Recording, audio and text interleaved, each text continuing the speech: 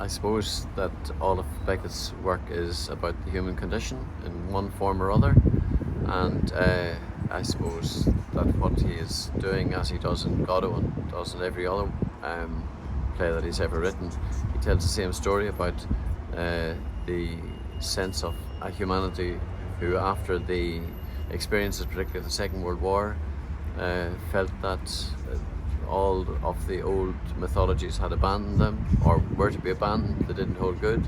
Religion, even all philosophies of positivity were absent. So here you have someone who is, like the rest of humanity, maybe representative of the rest of humanity, is sinking in sand.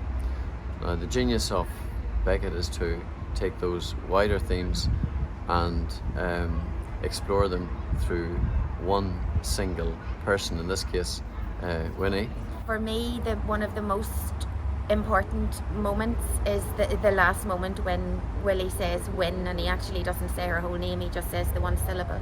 And for me that is a beautiful but ironically tragic moment, in the sense that she spends the whole play prattling on and waiting for him to affirm her, and in that win, I believe Winnie realises or understands for the first time that he actually does love her.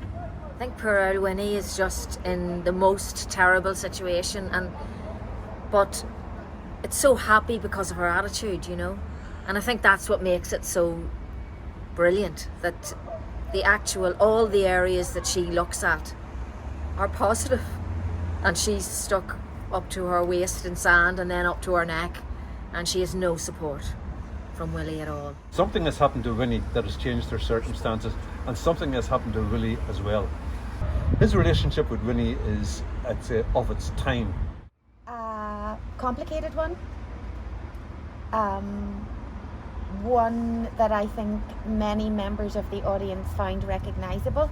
And he feels that's the way men behave while he's sitting there in his virtual deck chair, his candy-striped deck chair with his paper and his knotted handkerchief in his head. I think we have to show the parallel disintegration of Willie, and we get that from the first act. He has this marvellous voice that is throwing out wisdom and bits of the paper. In the second act, we just get those three letters, as you say, win. So something has happened to him too. They are paralleling each other's lives in so many ways. And making sure that it came across the way that Beckett had always intended it, because that's the most important thing, Beckett's message, because it's so abstract. And that's why I think it's been brilliant to be a part of this team. Beckett, I think, uses pauses, as indeed does Pinter and various others, to indicate that, you know, humanity fills the world with words in order to break the silence that's all around them. As I say, the old words, the old stories, biblical and otherwise, no longer hold good.